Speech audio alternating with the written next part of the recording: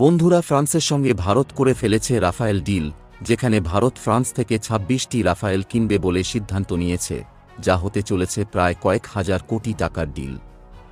কি এই সম্পূর্ণ আপডেট? ফ্রান্সের রাফায়েলের বিশেষত্বতা কি, আর এটি কিভাবে ভারতের সামরিক শক্তিকে একটি নেক্সট পর্যায়ে নিয়ে যাবে, চলুন জানা যাক আজকের ভিডিওতে।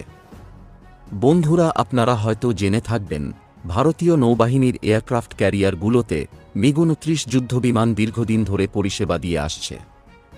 তবে সময়ের সাথে সাথে এই বিমানগুলির প্রযুক্তি পুরনো হয়ে যাওয়ায় এবং রক্ষণাবেক্ষণে সমস্যা দেখা দেওয়ায় একটি আধুনিক, শক্তিশালী মাল্টিরোল ফাইটার জেটের প্রয়োজন ছিল। সেই অভাব পূরণ করতেই ভারত সরকার ফ্রান্সের ড্যাসল্ট অ্যাভিয়েশনের তৈরি রাফাল মেরিনকে বেছে নিয়েছে। রাফাল এমের শক্তি ও বৈশিষ্ট্য। রাফাল এম আসলে ফ্রান্সের রাফাল যুদ্ধবিমানের নৌ সংস্করণ। এটি বিশেষভাবে এয়ারক্রাফট ক্যারিয়ার থেকে ওঠানামা করার জন্য ডিজাইন করা হয়েছে। এর প্রধান বৈশিষ্ট্যগুলো হল, এটি একটি বহুমুখী যোদ্ধা, যেমন আকাশ যুদ্ধ থেকে শুরু করে ভূমিতে আক্রমণ, সমুদ্রের বুকে শত্রুদের মোকাবিলা এবং গোয়েন্দা অভিযানেও এই বিমান সমান পারদর্শী। এয়ারক্রাফট ক্যারিয়ারের সঙ্গে সামঞ্জস্য। আপনারা ভাবতে পারেন যে এই যুদ্ধবিমানটিকেই কেন ভারত বেছে নিল। দেখুন, এর পেছনে কারণ হল, যেমন কিনা আপনারা জানেন, আমাদের দেশে দুটি এয়ারক্রাফট ক্যারিয়ার রয়েছে। একটি হল আইএনএস বিক্রান্ত এবং অন্যটি হল আইএনএস বিক্রমাদিত্য। যেমন আপনারা স্ক্রিনে দেখতে পারতেছেন, ফ্রান্সের এই রাফালটি এই দুটি এয়ারক্রাফট ক্যারিয়ারের জন্য একটি পারফেক্ট যুদ্ধবিমান। পারফেক্ট এজন্য কারণ আমাদের যে এই দুইটি এয়ারক্রাফট ক্যারিয়ার রয়েছে, এগুলির রানওয়েগুলি তুলনামূলক অন্য এয়ারক্রাফট ক্যারিয়ার থেকে একটু ছোট। এজন্য অন্য যেসব যুদ্ধবিমান রয়েছে, যেমন F-18, F-35, এই যুদ্ধবিমানগুলোর জন্য একটি বড় রানওয়ের প্রয়োজন পড়ে, যাতে সেই যুদ্ধবিমানগুলিকে সহজে টেক অফ এবং ল্যান্ডিং করা যায়। আর এক্ষেত্রেই ফ্রান্সের তৈরি রাফাল মেরিন যুদ্ধবিমানটি বাজি মেরে যায়। ফ্রান্সের তৈরি রাফালটি কম জায়গা থেকেই ল্যান্ডিং এবং টেক অফ করতে পারে। এছাড়াও ফ্রান্সের তৈরি রাফালটিতে রয়েছে বিভিন্ন অত্যাধুনিক অ্যাভিওনিক্স ও সেন্সর।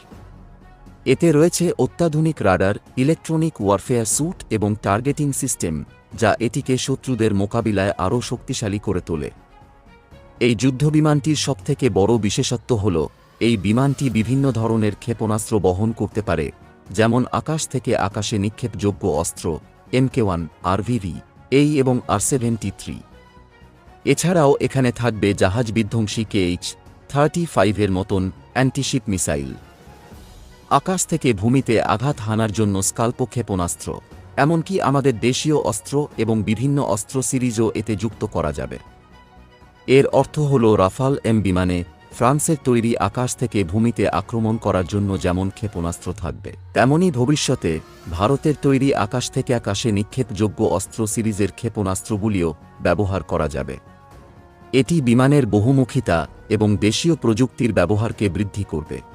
এর ফলে ভারতীয় নৌবাহিনীর যুদ্ধবিমানগুলি আকাশ যুদ্ধে আরও শক্তিশালী হবে এবং বিদেশি অস্ত্রের উপর নির্ভরতা কমবে। চলুন এবারে আসা যাক চুক্তির মূল অংশে। ভারত মোট ২৬টি রাফাল এম যুদ্ধবিমান কিনবে। এর মধ্যে ২২টি হবে এক সিটের ফাইটার জেট এবং ৪টি হবে ২ সিটের বিমান। ভারত প্রায় ৬৩,০০০ কোটি টাকা দিয়ে এই ২৬টি রাফালকে ফ্রান্সের থেকে কিনতে চলেছে। এই অত্যাধুনিক বিমানগুলো সরবরাহ করবে ফ্রান্সের বিখ্যাত সংস্থা ড্যাসল্ট অ্যাভিয়েশন। আশা করা হচ্ছে আগামী ৩ থেকে ৪ বছরের মধ্যে এই বিমানগুলোর সরবরাহ শুরু হবে এবং ২০৩০ বা ২০৩১ সালের মধ্যে সমস্ত বিমান ভারতীয় নৌবাহিনীর হাতে চলে আসবে।